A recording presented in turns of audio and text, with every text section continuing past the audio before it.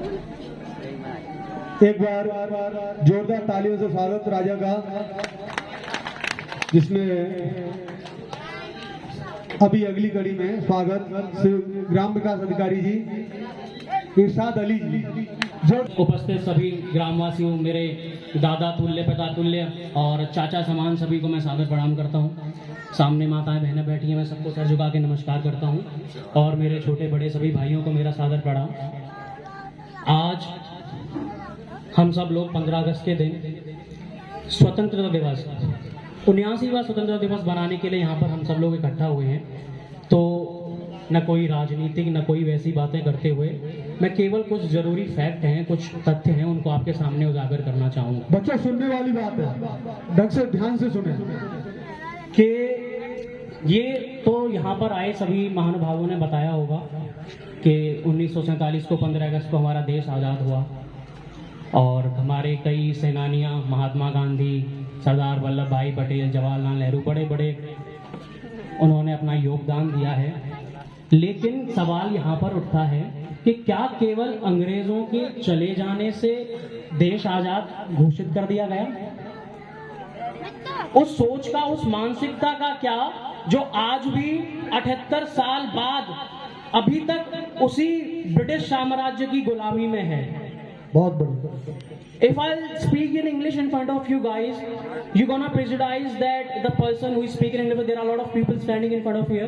If I'll speak in English, you're gonna prejudice and pretend he's someone who is speaking English and so fluent, he's quite a civilized, he's quite, educated and so on.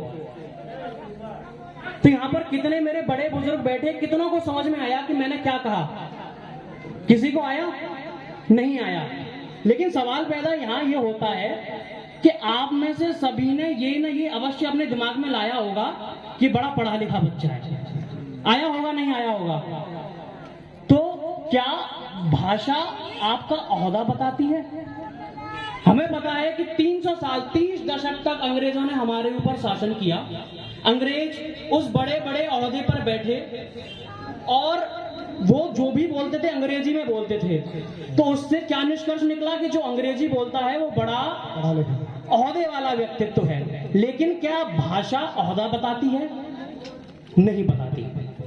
तो सोचने वाली बात ये है कि ये इसी बात का प्रमाण है कि आज तक हम उस अंग्रेजों की जो सोच ने हमको गुलाम कर रखा है उसके गुलाम बने बैठे हैं। भाषा कभी किसी का व्यक्तित्व नहीं बताती।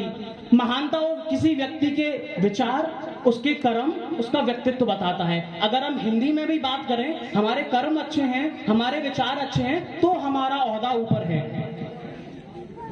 ये बात आज तक विचार का विमर्श करने की बात है कि अंग्रेजी को हमने वो ओहदा दे रखा है। और भी बहुत सारी चीजें हैं, जैसे कि आज हम ऊपर सर्च करें कि SC/ST प्रिवेंशन एक्ट में आज भी सरकार खोलती नहीं है उन बातों को। लेकिन गौर किया जाए तो जातिवाद, ये सब चीजें हैं, ये अंग्रेजों के दिए हुए हैं।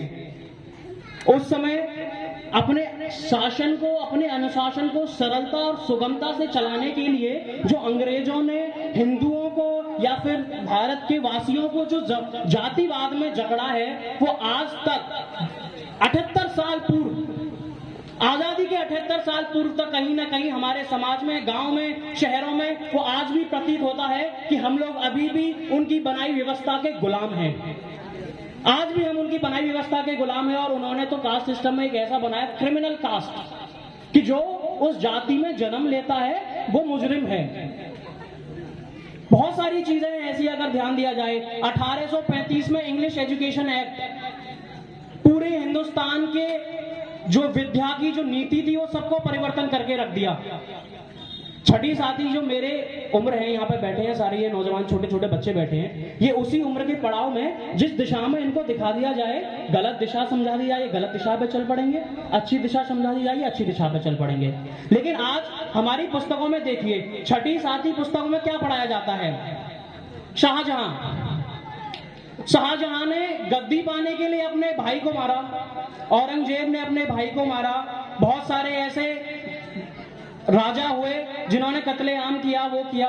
एक यहाँ पर बैठे भगवत गीता भी, इनको भी वो होगी जानकारी कि भीष्म पितामह में जब श्री कृष्ण अपना गीता का पाठ पढ़ रहे थे, संवाद कर रहे, तो भीष्म पिता ने एक बात कही थी। भीष्म पितामह का नाम देवव्रत था, उनका नाम भीष्म इसी पते